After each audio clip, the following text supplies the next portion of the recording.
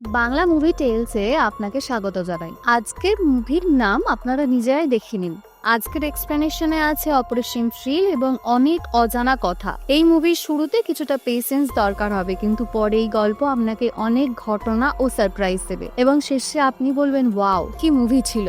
তাহলে চলুন শুরু করি। মুভির প্রথম সিনে দেখা যায় সাল 1977 এর কথা, যেখানে আর্কিওলজিক্যাল ডিপার্টমেন্টের মধ্যে কারো ভয়ঙ্করভাবে হত্যা হয় এবং কাছের লকার থেকে সকল দামি বস্তু চুরি হয়ে যায়। সেই রাতে একটা গাড়িকেও দেখা যায়, যেখানে এক লোক ভয় এবং আশঙ্কা নিয়ে বসে থাকে, যার জামা কাপড়ের ওপর লেগেছিল রক্তের দাগ। সে তার বাড়ি ফিরে গিয়ে জামা বদল করে। অন্যদিক থেকে আগামী সিনে দেখা যায় সেই গাড়িটা পুড়ছে। এই কেস আবার ইন্সপেক্টর মুতুন্নার হাতে তুলে দেওয়া হয়। অনেক বছর পরের সিনে ইন্সপেক্টর শ্যামকে দেখা যায়, যে একজন ট্রাফিক পুলিশ।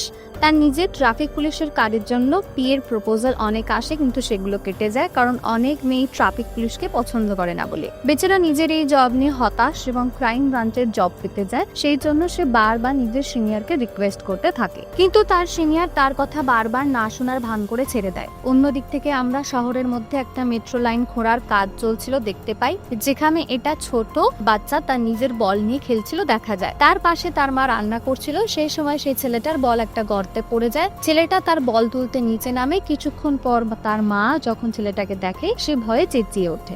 আসল কথা হচ্ছে, সেই ছেলেটা একটা কঙ্কালের মাথা নিয়ে খেলছিল, যা সে ওই গর্তের মধ্যে লুকোনো অবস্থায় দেখতে পেয়েছিল। তারপর কিছুক্ষণের মধ্যে পুলিশ ও ফরেন্সিক টিম সেখানে আসে এবং ওই কঙ্কালের আরো কিছু টুকরো পাশাপাশি পায়। এই সব গোলমাল শুনে শ্যামও সেখানে চলে আসে এবং পুরো ঘটনা বুঝতে পারে। সে তার সিনিয়রকে ফোন করে বলে এই কেসটা তাতে তার ইন্টারেস্ট আছে, সে ইনভেস্টিগেট করতে চায়। কিন্তু তার সিনিয়র সবার মতো এইবারও তার রিকোয়েস্টকে অ্যাকসেপ্ট করে না এবং বলে নিজের কাজে ফোকাস করো। সেই দিক থেকে ইনভেস্টিগেশন অফিসার শ্যামকে বলে শহরের ট্রাফিক অনেক বেড়ে গেছে, তাতে ধ্যান দাও। শ্যাম মনের মধ্যে হতাশ নিয়ে সেখান থেকে চলে যায়, কিন্তু তার রাতে ঘুম আসে না। তার মাথায় পুরো কেসটা ঘুরতে থাকে।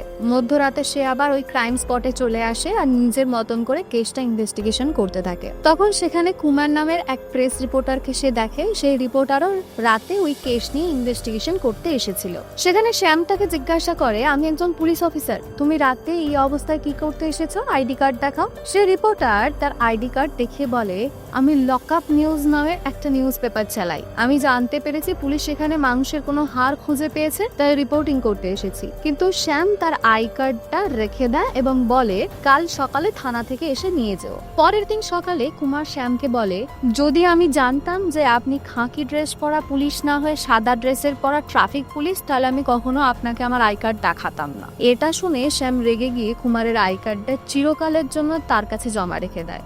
এরপর কুমারও রেগে গিয়ে বলে যে ঠিক আছে, আমার আই কার্ড রেখে দিন, কিন্তু কালকে নিউজ পেপার পড়তে ভুলবেন না। পরের দিন শ্যামের সিনিয়র তাকে থানাতে ডাকে, যেখানে সে লক আপ নিউজ পেপারে দেখিয়ে বলে, তোমাকে ইনভেস্টিগেশন করার জন্য পারমিশন কে দিয়েছিল? ভালো হলো যে এটা একটা বেশি ফেমাস নিউজ পেপার না হলে আজকেই তুমি বড় সমস্যায় পড়তে।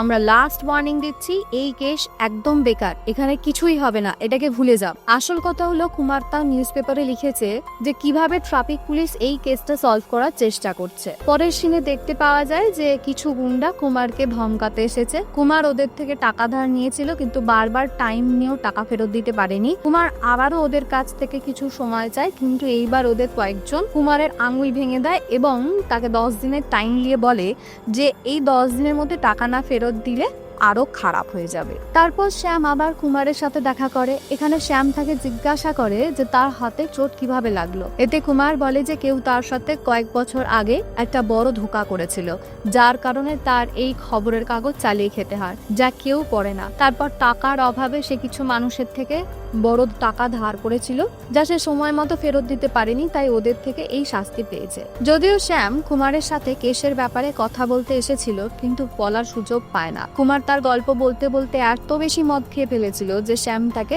বাড়ি ছেড়ে দিয়ে আসে। রাস্তার মধ্যে কুমার জবরদস্তি গাড়ি থামায় এবং নেশার ঘোরে এক নেতার ছবি দেখে তার সামনে গালি দিতে থাকে। কুমার সেই নেতার ছবি দেখে বলে, তোমরা পৃথিবীর সামনে যতই বড় হয়ে যাও না কেন, তোমার আসল সত্যি আমি জানি। শ্যাম তাকে এই অবস্থায় বকতে দেখে ঘরে নিয়ে আসে। পরের দিন শ্যাম তার সিনিয়রের নজরের বাইরে এই কেসটাকে সলভ করার চেষ্টা করতে শুরু করে। প্রথমে সে ফরেন্সিক টিমের সাথে দেখা করে, যেখানে জানা যায় যে এই গর্ত থেকে 3জন মানুষের আলাদা আলাদা হাড় পাওয়া গেছে। ফরেন্সিক ডক্টর শ্যামকে বলে যে একটা হাড় একটা লোকের যার বয়স ছিল মোটামুটি 30 থেকে 32 বছর, দ্বিতীয় হাড় একটা মহিলার যার বয়স ছিল মোটামুটি 28 থেকে 29 বছর, আর তৃতীয় ছিল একটা ছোট বাচ্চা মেয়ের যার বয়স 8 থেকে 9 বছর। ডক্টর বলে যে এই হাড়গুলো এরকম ভাবে পাওয়া গেছে যেটা থেকে স্পষ্ট যে এটা মার্ডারের দিকে একটা ইঙ্গিত করছে। শ্যাম আরো জানতে পারে যে এই লোকগুলোকে 40 বছর আগে এখানে কবর দেওয়া হয়েছিল। এটা শুনে শ্যামের মাথায় আরো প্রশ্ন তৈরি হয়। সারাদিন সে এই কেসটা নিয়ে চিন্তা করতে থাকে। বিকেলবেলা এক ট্রাফিক কনস্টেবল রঙ্গাপ্পা শ্যামকে জিজ্ঞাসা করে, স্যার আপনি আজকাল কি নিয়ে এত ভেবে থাকে? শ্যাম হাসি মুখে বলে, সেই হাড়গুলো নিয়ে যা মেট্রো লাইনের নিচে পাওয়া গিয়েছিল। এদিকে রঙ্গাপ্পা বলে, স্যার এখানে নতুন করে কোনো কথাই নেই। মেট্রো লাইনের নিচে হাড়গুলো যে পাওয়া গেছিল সেটা সাধারণ ব্যাপার। 30 থেকে 40 বছর আগে এখানে একটা বড় পুকুর ছিল, সেখানে এমন অনেক লাশের পরিমাণ পাওয়া যাবে, কিন্তু সেই পুরনো কেসগুলো নিয়ে ঝামেলায় কে পড়বে? সেখানেই শ্যাম প্রথম ক্লুটা খুঁজে পায়। শ্যাম এখন সরকারি দপ্তরে গিয়ে 40 বছর আগের আনসলভড মার্ডার কেসের ফাইলগুলো খুঁজতে থাকে। অনেক ঘটনা পুরনো ফাইলে অনেক সময় চাপা করে থাকে। প্রতিটা কেসের ক্যারেক্টার তার চোখের সামনে ভাসতে থাকে। সেগুলো দেখার পর তখন তার হাতে একটা মিসিং ফাইল আসে। ফাইলে লেখা ছিল একটা পুরুষ বয়স 30 থেকে 32 বছর, একটা মহিলা বয়স 28 থেকে 29 বছর, একটা ছোট মেয়ে বয়স 8 থেকে 9 বছর। শ্যাম তখনই বুঝে যায় যে ওটা সেই লোকেদেরই ফাইল যাদের কঙ্কাল ওই মেট্রো লাইনের নিচে পাওয়া গেছে। আপনাদের মনে পড়ছে যে গল্পের শুরুতে আমরা 1977 এর কথা বলেছিলাম, যেখানে এক লোককে দেখানো হয়েছিল। আসলে তার নাম ছিল গুরুদাস নাইডু, যে আর্কিওলজিক্যাল ডিপার্টমেন্টে কাজ করত। এটা ওই লোক যিনি কঙ্কাল হয়ে গিয়েছিলেন। তার বউয়ের নাম ছিল বিজয়লক্ষ্মী নাইডু এবং ছোট মেয়ে ছিল বৈদেহী নাইডু। কুমারের মেয়ে প্রিয়া দরজা খুলে এবং বলে, পাপা এখনই বাড়ি এসে যাবেন, উনি কি আপনার কাছেও কিছু টাকা ধার নিয়েছিলেন? শ্যাম বলে, রিল্যাক্স, এমন কিছু নয়, আমি একটা কেসের কথা নিয়ে এসেছি। তখন কুমার ভিতরে আসেন। শ্যাম তার কাছে মুথুয়ান্নার ব্যাপারে জিজ্ঞাসা করে। কুমার এতে বলে, প্রথমে আপনি আমাকে কেসের সব ইম্পর্টেন্ট ডিটেলস দিন, যাতে আমি সেটা খবরে ছাপতে পারি এবং নিউজ পেপারের সেলস বাড়াতে পারি। শ্যাম রেগে গিয়ে কোনো কথা না বলে চলে আসে। এখন শ্যাম নাইডু ফ্যামিলি সম্পর্কে প্রতিটা ডিটেলস জানতে থাকে। তার একটা রেকর্ড পাওয়া যায় যেখানে লেখা ছিল 25 ফেব্রুয়ারি 1977 এ বেঙ্গালুরু আর্কিওলজিক্যাল ডিপার্টমেন্টে সুরেশ নামের এক এমপ্লয়ি খুন হয় এবং লকারের সব জিনিস চুরি হয়। প্রথমে স্টেটমেন্ট দিয়েছিলেন কে গণপতি, যে ডিপার্টমেন্টের সবচেয়ে সিনিয়র অফিসার এবং হায়দ্রাবাদ ব্রাঞ্চে কাজ করতেন। শ্যামের এটাও জানা যায় যে বিজয়নগর এম্পায়ারের এক্সকাভিশনের সময় নাইডু আর তার টিম লক্ষ টাকার গুপ্তধন পেয়েছিল। এটা সরকারের সম্পত্তি ছিল, কিন্তু নাইডু পলিটিক্যাল সিচুয়েশনের কথা বলে ওই গুপ্তধন হায়দ্রাবাদ ব্রাঞ্চে পাঠাতে দেরি করেছিল। ওদিকে পরের দিন সকালে সুরেশের ডেড বডি সবার আগে নাইডু এর পিয়ন সেলাস্টিয়ান দেখে আর বাকি স্টাফদের খবর দেয়। কিন্তু শ্যামের মনে প্রশ্ন ওঠে, একটা মামুলি এমপ্লয়ি সুরেশকে কেন কেউ মারবে? তখন জানা যায় যে ওই লকারে গুপ্তধন রাখা ছিল, তার চাবি রাখবার দায়িত্ব সুরেশের ছিল। আর ঘটনার পর থেকেই ওই ডিপার্টমেন্টের হেড গুরুদাস নাইডু তার পরিবার নিয়ে নিখোঁজ ছিল। তখন তার বাড়ি ব্যাঙ্গালোর থেকে 40 কিমি দূরে একটা নিরিবিলি জঙ্গলে জ্বলন্ত অবস্থায় পাওয়া যায়। আর যে ওয়েপন দিয়ে সুরেশকে মারা হয়েছিল সেটাও নাইডুর গাড়িতে পাওয়া যায়। নাইডু এর মিসিং এর পর তার চাকরদের জিজ্ঞাসাবাদ করা হয়, যেখানে নাইডু এর বাড়িতে কাজ করা মেড চিকাম্মা বলে যে ছিল, সে সকালে যখন কফি নিয়ে স্যারকে দিতে যায় তখন সে দেখেছিল পুরো পরিবার শুদ্ধ স্যার নিখোঁজ। ওদিকে নাইডু এর আরেকটা মেড বাবলু, ও কিছু জানে না। নাইডু এর পার্সোনাল ড্রাইভার ফার্নান্ডেস বলে, ঘটনার রাতে স্যার আমাকে বলে তাড়াতাড়ি বাড়ি চলে যেতে, কারণ উনি দেরি করে নিজের গাড়ি নিয়ে নিজেই ফিরবেন, তাই আমি বাড়ি চলে আসি। সেই সময় অফিসে শুধু দুজন ছিল, সুরেশ আর নাইডু স্যার। এবার শেষ সাক্ষী নাইডু এর বাড়ির গার্ড মোহন স্বামী বলে যে ওই দিন নাইডু স্যার নিজের গাড়ি নিয়ে ফিরছিল আর তার জামা কাপড়ে ছিল রক্তের দাগ। উনি সোজা বাড়ি ঢুকে ভিতর থেকে গেট লক করে দেন, কিন্তু কিছুক্ষণের মধ্যেই বাড়ির লাইট চলে যায়। যখন আমি এটা দেখার জন্য যাই যে কি আসলে ঘটেছিল, তখন আমার মাথায় পিছন থেকে কেউ একটা ডান্ডা মারে আর আমি বেহুশ হয়ে যাই। এইসব শোনার পর শ্যাম এটা বুঝতে পারে যে আসলে নাইডুই সেই দোষী যার হাতে সুরেশ মারা পড়েছিল, আর তার পরিবার নিয়ে সে গুপ্তধন নিয়ে পালিয়ে গিয়েছিল। কিন্তু যদি এটাই হয় তাহলে গার্ডকে ডান্ডা মেরে বেহুশ করলো কে? সেখানে বুঝতে দেওয়া হয় যে এই ক্রাইম নাইডুয়েরও একটা পার্টনার ছিল, যে সম্ভবত পরে নাইডুকেও ধোকা দিয়ে তার পরিবার সহ মেরে তার সব গুপ্তধন চুরি করে নিয়ে চলে গিয়েছিল। এবার শ্যাম ভাবে যে নাইডুয়ের এই লোভের জন্য বেচারা তার মেয়ে বৈদেহীও মারা যায়। শ্যাম নাইডু আর ওই পার্টনারের খোঁজে ইনভেস্টিগেশন করা শুরু করে। নাইডুয়ের চেয়েও বড় লোভী আর ভয়ঙ্কর কে সে যে সবাইকে মিথ্যে বলছে? পরের সিনে কুমার শ্যামকে এই ইনভেস্টিগেশন অফিসার মুতুন্নার অ্যাড্রেস দিয়ে দেয়। এবার শ্যাম রাতে মুতুন্নার বাড়ি আসে, যেখানে বাইরে থেকে তালা দেওয়া ছিল। তারপর সে চুপ করে দেওয়াল ডিঙায় মুতুন্নার গার্ডেন সেখানে ঢোকে। তখন হঠাৎ সেখানে গুলি চলে আর শ্যাম ভয় পেয়ে যায়। তারপর সে দেখে যে একটা পোষা কুকুর তার পিছনে পড়েছে। সে দৌড়াতে শুরু করে আর কিছুক্ষণ পরে পড়ে যায়। তখনও নিজের সামনে মুতুন্নাকে বন্দুক নিয়ে দাঁড়িয়ে থাকতে দেখে, আর দেখে চোখের সামনে সে তার দিকে বন্দুক তাক করে দাঁড়িয়ে আছে। আর এই ফলে ভয়ে শ্যাম বেহুশ হয়ে যায়। যখন তার জ্ঞান ফিরে আসে তখন সে দেখে মুতুন্নার বাড়ির মধ্যে সে শুয়ে আছে। এখানে মুতুন্না নেশার মধ্যে পুরোপুরি ভাবে ডুবে আছে। এরই মধ্যে শ্যাম একবার নাইডুর কেস নিয়ে কথা বলতে শুরু করে। এই কেস নিয়ে শুনে মুতুন্নার মৃত স্ত্রী এবং মেয়ের কথা মনে পড়ে যায়, যার ফলে সে রেগে গিয়ে শ্যামকে বাড়ি থেকে বের করে দেয় এবং বলে যে এই কেস নিয়ে তার কোনো রকম ইন্টারেস্ট নেই।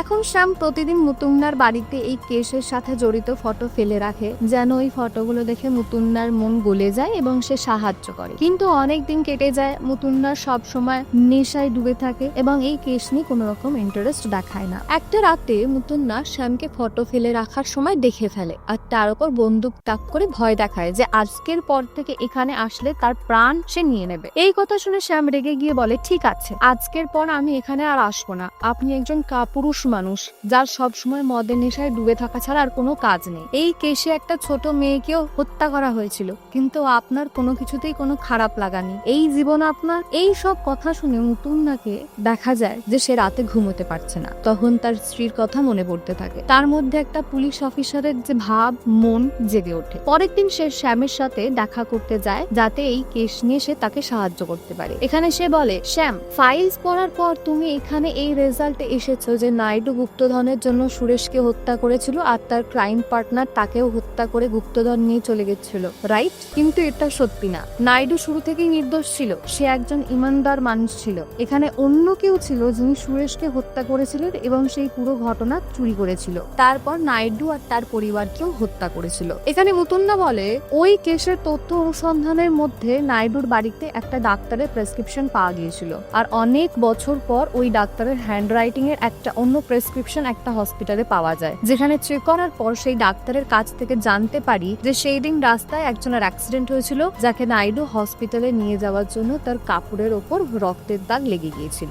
এসব বলে মুতুন্না তার বাড়ি ফেরত চলে আসে। এখানে শ্যাম বলে, স্যার, আপনি এখনো নেশার মধ্যে আছেন, চলুন আমি আপনাকে বাড়ি পৌঁছে দিয়ে আসি। রাস্তার মধ্যে মুতুন্না বলে যে আসল কথা হচ্ছে এই কেসের অনুসন্ধান করতে করতে আমি আমার স্ত্রী এবং আমার একটা ফুটফুটে বাচ্চা মেয়েকে রোড অ্যাক্সিডেন্টে হারিয়ে ফেলি। তারপর থেকেই আমি পুরোপুরি ভাবে ভেঙে পড়েছি এবং এই কেস ছেড়ে নেশায় ডুবে গেছি। পরের দিন শ্যামের কাছে কুমারের ফোন আসে আর সে এই কেস নিয়ে একটা গুরুত্বপূর্ণ তথ্য বের করেছে, যেটা সে বলতে চায় সামনাসামনি মুখোমুখি ভাবে। শ্যাম কুমারের প্রেসে যায়, কিন্তু কুমার সেখানে ছিল না। তারপর শ্যাম তার বাড়িতে যায়। প্রিয়া কুমারের মেয়ে বলে যে তার বাবা আগের দিন থেকে বাড়ি ফেরেনি আর তার ফোনও সুইচ অফ। এখানে শ্যাম জিজ্ঞাসা করে, তুমি কি তোমার বাবার মধ্যে কোনো পরিবর্তন দেখেছো? প্রিয়া বলে তার বাবা এই কেস নিয়ে অ্যাক্ট্রেস মাধুরীর ইন্টারভিউ নিতে চাইছিলেন। তার মতে অ্যাক্ট্রেস মাধুরীর এই কেসের সাথে একটা বড় কানেকশন আছে। এখন শ্যাম অ্যাক্ট্রেস মাধুরীর সাথে দেখা করতে শুটিং সাইটে যায়, কিন্তু সে ব্যস্ত থাকার জন্য শ্যামকে সময় দিতে পারে না। এতে শ্যাম মাধুরীর অ্যাসিস্ট্যান্টকে নিজের নাম্বার দিয়ে বেরিয়ে যায়। পরে রাতে শ্যাম প্রশ্নোত্তরের জন্য মাধুরীর বাড়িতে পৌঁছয়, কিন্তু যখন শ্যাম নাইডুর কেসের কথা তোলে তখন মনে হয় মাধুরী এই কেস নিয়ে কোনো ইন্টারেস্টেডই না। সে শ্যামকে সিরিয়াস করতে চায়। এতে শ্যাম সেখান থেকে চলে আসে। অন্যদিকে আমরা কুমারকে দেখি যে তার ওই লোন নেওয়ার লোকগুলোর থেকে লুকিয়ে বেড়াচ্ছিল। তখন সে মধ্যরাতে তার বন্ধু গুরুকে ফোন করে। গুরু কুমারের মতন একজন রিপোর্টার ছিল অন্য একটা বড় বড় নিউজ চ্যানেলে। এখানে কুমার বলে, গুরু আমার কাছে তোমার জন্য একটা ব্রেকিং নিউজ আছে, এবং তাকে এক জায়গায় দেখা করতে বলে। কিন্তু কুমার সেটা দেখা করতে যাওয়ার আগেই গুন্ডারা তাকে ধরে নিয়ে চলে যায়। এখানে অন্যদিকে গুরু কুমারের অপেক্ষা করতে থাকে, কিন্তু কুমার আসে না। পরের দিন আমরা কুমারকে হসপিটালে দেখি। হয়তো কাল রাতে গুন্ডারা তার টাকা না দেওয়ার জন্য তাকে ধরে মেরেছিল। এখানে প্রিয়া তার বাবার এই অবস্থা দেখে কাঁদে, যেটা শ্যাম তাকে সান্ত্বনা দেয়। পরের দিনে শ্যাম টিভিতে দেখে যে অ্যাক্ট্রেস মাধুরীর কাল রাতে কেউ ভয়ঙ্কর ভাবে হত্যা করেছে। এটা শুনে শ্যাম শক হয়ে যায়, কারণ শ্যামও তো তার সাথে কাল রাতে দেখা করে এসেছিল। তাহলে তারপর এরকম কি ঘটলো? পরের দিনে শ্যাম আবার নাইডুর কেসের ছবি ভেরিফাই করে, যেখানে সে চুরি হয়ে যাওয়া সোনার মধ্যে একটা নেকলেস দেখে। ঠিক ওই নেকলেসটাই শ্যাম অন্য কোথাও দেখেছিল, কিন্তু কোথায়? তখন তার মনে পড়ে যে যখন সে মাধুরীর বাড়িতে গিয়েছিল, একটা ছবিতে মাধুরীর ওই নেকলেস পরা দেখেছিল। এখন সে মুতুন্নার সাথে দেখা করে এবং সব কথা বলে যে কিভাবে মাধুরী এই কেসের সাথে জড়িত। এখন এরা দুজনেই তার বাড়িতে আবার যায় আর তার ওই নেকলেসের ছবি আবার ভেরিফাই করে। এরই মধ্যে শ্যাম সেখানে কারো একটা আওয়াজ শোনে, যে বাড়িতে এরা দুজন আগে থেকে উপস্থিত ছিল। এখন এই দুজন তার গাড়ির পিছু ধরে। অনেকক্ষণ এদিক ওদিক ঘোরাঘুরির পর শ্যাম এবং মুতুন্নার এলাকাতে পৌঁছায়, এবং যখন শ্যাম তাকে ধরতে যায়, মুতুন্না তাকে থামিয়ে দিয়ে বলে, এই মানুষ আসলে কাঠপুতুলি, আসল ব্যক্তি অন্য কেউ। একে কাঠপুতুলের মতো নিয়ন্ত্রণ করছে অন্য কেউ। যদি আমরা এখন একে ধরি, তাহলে আসল ব্যক্তি আমাদের হাত ছেড়ে ফসকে যাবে। তাই এরা তাকে এখন শুধু মনিটর করে রাখবে, যাতে সে তার নিজের মালিকের কাছে যখন তাদেরকে নিয়ে যাবে, তখন যেন তারা তাকে ধরতে পারে। এখন শ্যাম এবং মুতুন্না রাতে গাড়ি থেকে তার বাড়ির ওপর নজর রাখে। পরের দিন সকালে এরা জানতে পারে যে ওই গুন্ডা একটা কার মেকানিক। এখন এরা আবার ওই গাড়িটার পিছু ধরতে থাকে, যেখানে ওই গুন্ডা এক বড় রিসর্টে পৌঁছায়। এরা ওই পিছু পিছু রিসর্টে পৌঁছায়। তখন ওই রিসর্টে মুতুন্নার চোখ একটা বড় গাছে পড়ে। তখন তার মনে পড়ে যে ঠিক 40 বছর আগে এইখানে এই জায়গায় নাইডুর গাড়ি পোড়ানো অবস্থাতে ছিল। এসব শুনে শ্যামের মাথা ঘুরে যায়।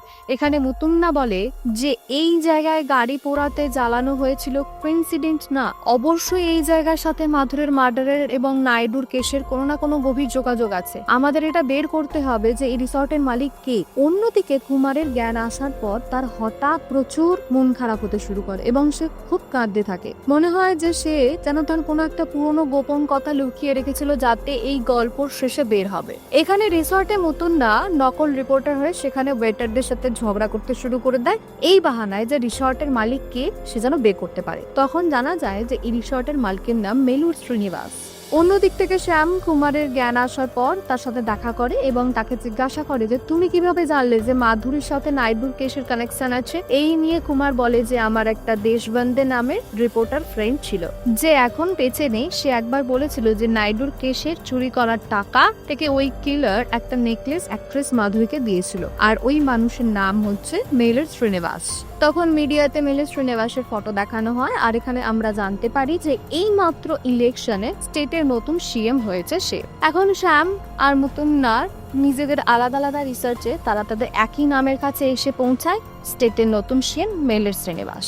এখন ওরা এটা ভেরিফাই করতে বেরিয়ে পড়ে যে নাইডু কেসের সাথে আসলে কিভাবে জড়িত এ। শ্যাম শ্রীনিবাসের গ্রামে যায়, যেখানে তার সিএম হওয়ার খুশির খবর চারিদিকে। এখানে আমরা জানতে পারি যে শ্রীনিবাস অনেক দরিদ্রতার মধ্যে দিয়ে তার জীবন কাটিয়েছে। সেখানে শ্রীনিবাসের সাথে জড়িত কিছু জিনিস পাওয়া যায়, যা থেকে বোঝা যায় যে শ্রীনিবাস ক্রিশ্চিয়ানিটি ধর্মের থেকে এসেছে। এখন শ্যাম মুতুন্নাকে ফোন করে বলে যে শ্রীনিবাস ক্রিশ্চিয়ানের নাইডুর কেসেও দুটো ক্রিশ্চিয়ান ছিল, গুরুদাস নাইডুর peon Sebastian and driver Fernandes. এদের মধ্যে একজন শ্রীনিবাস হবে, যে এখন শ্রীনিবাস হয়ে বসে আছে। এখন এটা কনফার্ম করার জন্য মুতুন্না শ্রীনিবাসের র্যালিতে যায়, যেখানে সে শ্রীনিবাসকে দেখে বোঝে যে এটা অন্য কেউ নয়, নাইডুর ড্রাইভার ফার্নান্ডিস।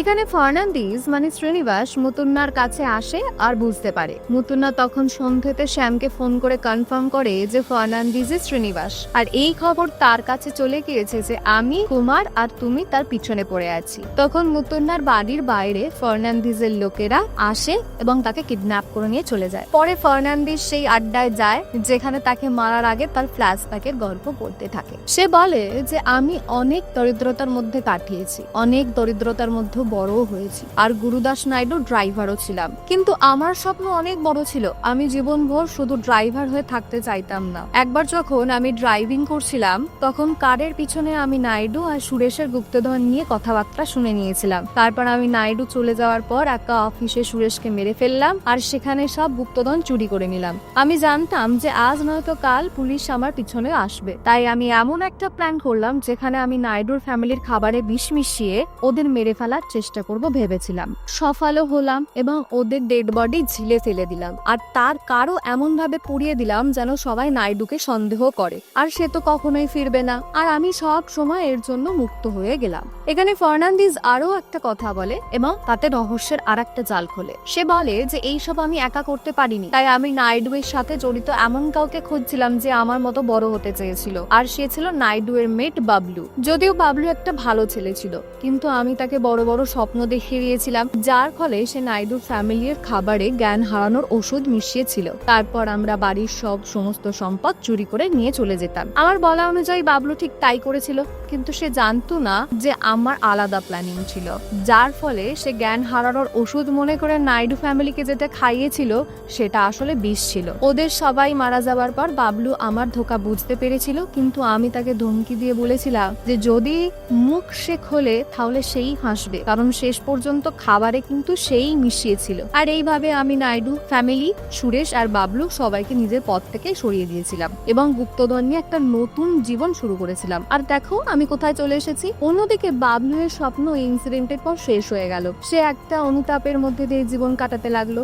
গরিব তো সে ছিলই, উপর থেকে সে অনেক মানুষের থেকে ঋণ নিয়েছিল, আর এখন সে ওদের থেকে লুকোচুরি করে বেড়াচ্ছে আর একটা বেকার নিউজ পেপার চালায় যার নাম লক আপ নিউজ। আর এখানে আমরা জানতে পারি আসলে বাবলু আর কেউ নয়, কুমারী। আপনাদের মনে আছে কাহিনীর শুরুতে কুমার নেশার অবস্থায় একটা নেতার ফটোর সামনে গালি দিচ্ছিল? আসলে সে ফার্নান্ডিজের ফটো ছিল, আর হসপিটালে জ্ঞান আসার পর সে ফুটফুট করে কেন কাঁদছিল? এই কারণে। অন্যদিকে শ্যাম এইসব কিছু না জেনে কুমার আর প্রিয়াকে একটা অরফানেজে লুকিয়ে রেখে এসেছিল, কারণ ফার্নান্ডিজ সেটা যাতে খুঁজে না পায় এবং কুমার এবং তার মেয়ে যেন কোনো ক্ষতি করতে না পারে তার জন্য। ওইদিকে ফার্নান্ডিজের লোকেরা মুতুন্নাকে শেষ করতে গুলি চালায়। তখন পিছন থেকে এন্ড পয়েন্টে এসে শ্যাম সমস্ত চেষ্টা করে এবং ফার্নান্ডিজের হাত থেকে মুতুন্নাকে বাঁচানোর চেষ্টা করে। এরপর শ্যাম ওই গুন্ডাদের মধ্যে মারামারি শুরু হয়, আর শ্যাম সেই গুন্ডাকে মেরেও ফেলে। এবার শ্যাম আহত মুতুন্নাকে অ্যাম্বুলেন্সে করে হসপিটালে নিয়ে যেতে চায়, কিন্তু রাস্তার মাঝখানে মুতুন্নার মৃত্যু হয়। তার মৃত্যুর খবর শুনে শ্যাম ভেঙে পড়ে এবং পরিস্থিতিকে যত সম্ভব পারে সামলানোর চেষ্টা করে। সে তার দুঃখ সব প্রিয়াকে বলে ফেলে। এটা দেখে মনে হচ্ছিল যেন এরা একে অপরকে ভালোবাসতে শুরু করেছিল। শ্যাম তার আরো ইনভেস্টিগেশন করতে থাকে। ইনভেস্টিগেশন করতে করতে শ্যাম কুমারের অফিসে পৌঁছায়। সেখানে সে এক পুরনো ঘড়ি পায়, যে ঘড়ির পিছনে গুরুদাস নাইডু আর বাবলুর নাম লেখা ছিল। ফ্ল্যাশব্যাকে দেখা যায় যে এই ঘড়ি নাইডু বাবলুকে তার বার্থডেতে গিফট করেছিল। শ্যাম বুঝে ফেলে যে বাবলু আর কুমার অ্যাকচুয়ালি একই লোক। সে সিধা কুমারকে মেরে ফেলার জন্য প্ল্যান করে, কিন্তু প্রিয়া সেখানে থাকার কারণে সে থেমে যায়। সব সত্যি বের করার জন্য শ্যাম সিএম শ্রীনিবাসের কনফারেন্সে গিয়ে তার সাথে একটা ডিল করে। শ্যাম বলে, তুমি যে কুমারকে এতদিন ধরে খুঁজছো আমি তাকে মেরে ফেলবো। আমার এত সত্যি নিয়ে কোনো কাজ নেই, তুমি জাস্ট আমার জন্য একটা ক্রাইম ব্রাঞ্চের জব ম্যানেজ করে দাও। শ্রীনিবাস এই ডিলে রাজি হয়ে যায়। শ্যাম কুমারকে একটা নির্জন জায়গায় নিয়ে গিয়ে গান পয়েন্টে তার দোষ স্বীকার করাতে থাকে। সেই মোমেন্টে কুমার তার সব কথা রেকর্ড হতে দেয়, যেখানে সে বলে যে বাবলু আর কুমার একই। কুমার প্রথম থেকে ফার্নান্ডিজের একটা সিক্রেট প্ল্যানে যুক্ত ছিল। আসলে সে রিভেঞ্জ প্ল্যানটা এক্সিকিউট করতে গিয়ে ফার্নান্ডিজের ধোকার বদলা নিতে চেয়েছিল, কিন্তু ওর জানা ছিল না যে ও নিজেই এক্সপোজ হয়ে যাবে। এইসব রেকর্ড করার পরে শ্যাম শ্রীনিবাসের সাথে ডিলের কথা মতো কুমারকে গুলি করে ফেলে। এর পরের সিনে দেখা যায় শ্যাম মুতুন্নার ঘরের সামনে উদাস হয়ে বসে আছে। তার বারবার মুতুন্নার কথা মনে পড়ছে, যেখানে মুতুন্না বলতে থাকছে শ্যাম, যে ইউনিফর্মই হোক না কেন, ছোট হোক বা বড়, কোনো কিছুই হয় না, কিন্তু তুমি যে সত্যি ক্রাইম ডিপার্টমেন্টেরই মতনই তৈরি হয়েছো। আমি প্রতীক্ষা করছি খুব তাড়াতাড়ি তুমি ক্রাইম ডিপার্টমেন্টে কাজ করবে। এই জন্য হয়তো শ্যামের শ্রীনিবাসের ডিল করে ফেলতে সাহায্য করেছিল। কিন্তু পরের সিনে আমরা দেখি সিএম হওয়ার খুশিতে একটা পার্টি অর্গানাইজ হয়েছে, যেখানে স্পিচ দেওয়ার আগে শ্রীনিবাস পড়ে যায় আর কিছুক্ষণের মধ্যেই মারা যায়। আর এখানেই একটা টুইস্ট জানা যায় যে প্রিয়ার জন্য শ্যাম কুমারকে অ্যাকচুয়ালি বাঁচিয়ে রেখেছিল। উল্টে ওরা দুজনে প্ল্যান বানায় যে কুমার শ্রীনিবাসের মানে ফার্নান্ডিজের জুসে বিষ মিশিয়েছিল। ঠিক যেমন 40 ইয়ার্স আগে কুমার মানে বাবলু না জেনে নাইডুর ফ্যামিলির খাবারে বিষ মিশিয়েছিল, ফার্নান্ডিজ কনফারেন্স শুরু করার আগে বিষ মেশানো জুসকে মারা যায়। এন্ডিং মোমেন্টে দেখানো হয় কুমার এই অনুতাপের জীবন নিয়ে বাঁচতে পারছিল না। অন দ্য স্পট ও নিজেই বিষ খেয়েছিল, কারণ ওরও মনে হয়েছিল যে আমার আর বেঁচে থাকা উচিত না। মরার সময় কুমারের চোখের সামনে প্রথমে গুরুদাস নাইডুর ভালো কথাগুলো মনে আসে, তারপর নিজের মেয়ে প্রিয়ার হাসি মনে পড়ে, আর ওইখানেই সে মারা যায়। আর এর পরের সিনে শ্যাম প্রিয়াকে সব কথা বলে দেয়। প্রিয়া খুব কাঁদতে থাকে। ওইদিকে শ্যামের বাবা ফোন করে তাকে জানায় যে আমি তোমার জন্য মেয়ে খুঁজেছি, যাও দেখে এসো। কিন্তু এবার শ্যাম বারণ করে দেয়। এটা বলে যে ওর একটা ভালো মেয়ে দেখা হয়ে গিয়েছে, আর সেটা অন্য কেউ নয়, প্রিয়া। এখানেই কাহিনী শেষ নয়, আরো কিছু জিনিস জানা যায়। শ্যামের বাবার হাতে একটা ট্যাটু দেখা যায়। এটা সেই ট্যাটু এবং সেই লোকটির ট্যাটু যার হাতে ছিল, যাকে নাইডু সেই দিন সেই রাতের ওই অ্যাক্সিডেন্টে বাঁচিয়েছিল, আর তার জন্য সেদিন নাইডু এর ওপর জামা কাপড়ে রক্তের দাগ লেগেছিল। এটা বুঝতে দেরি হয় না যে গুরুদাস নাইডু সেই দিন শ্যামের বাবাকে নতুন জীবন দিয়েছিল। আর কাহিনীর লাস্ট সিনে শ্যামকে আমরা খাকি ড্রেস পেতে দেখি, আর এখানেই আমাদের গল্প শেষ হয়ে যায়। যদি এই এক্সপ্লেনেশন আপনাদের ভালো লেগে থাকে তাহলে চ্যানেলকে সাবস্ক্রাইব করুন, আর অবশ্যই কমেন্টে ফিডব্যাক দিন। ধন্যবাদ।